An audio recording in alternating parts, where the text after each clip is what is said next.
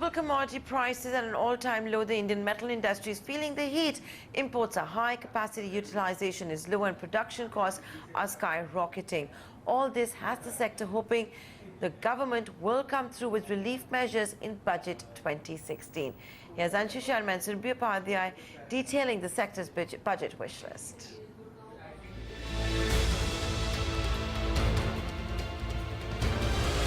IRB Budget 2016, now or never, on the CNBC network.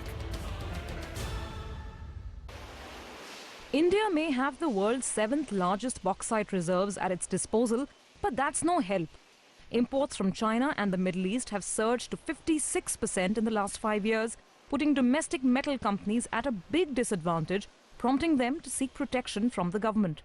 The aluminium industry, for instance, is asking that import duties be doubled to 10%, making imported aluminium more expensive. They also argue that exporting nations like China and those in the Middle East are operating above capacity and receive massive subsidies from their respective governments. While back in India, capacity utilization stands at around 50%, subsidies are low, and there's no relief from expensive raw material and power.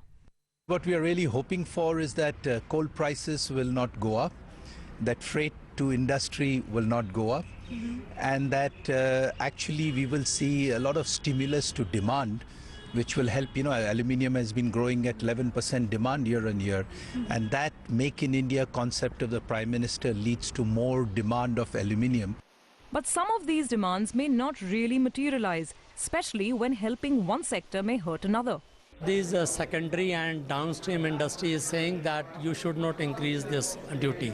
So we are looking into this, and we will be, in fact, in a day or two, I am meeting Power Secretary also, because there will be a likely impact on the conductors, transformers and wires. So we will be, certainly we would like to consider their case also. It's not just aluminum manufacturers who are worried. The copper industry says it too is fighting a losing battle against cheaper imports, which have surged at an alarming compounded annual growth rate of 25% over the last 5 years. Companies in this space hope the budget will bring some relief on this front. They also hope that the FM will remove the 2.5% duty levied on copper concentrate, given that exports have dropped to 2 kilotons per annum in FY14 from 30 kilotons per annum in FY10. We requested them to reduce the customs duty from 2.5% to 0, mainly because various FTAs which have been signed, there's a situation created by which we have the inverted duty structure. So that will help in addressing that issue. And the second was the export incentives which were withdrawn suddenly from 1st April 2015. We requested them to restore that. And then there are companies involved in the scrap metal space, which is yet to get industry status. These companies claim that with the future of the metal industry revolving on the recycling of scrap metal, import duty on such items, which ranges from 2 to 5%, be removed. We have to move to a paradigm where we use less resources, where our carbon emissions are reduced, where the energy efficiency is improved.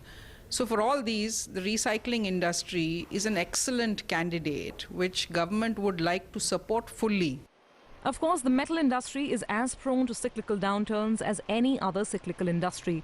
But players and experts say the current downturn has been particularly harsh. So unless the government lends a helping hand, growth in the sector may not be forthcoming. And that would derail the government's growth targets for the Indian economy as a whole. With Anshu Sharma in New Delhi, Surbhi Upadhyay. And a quick check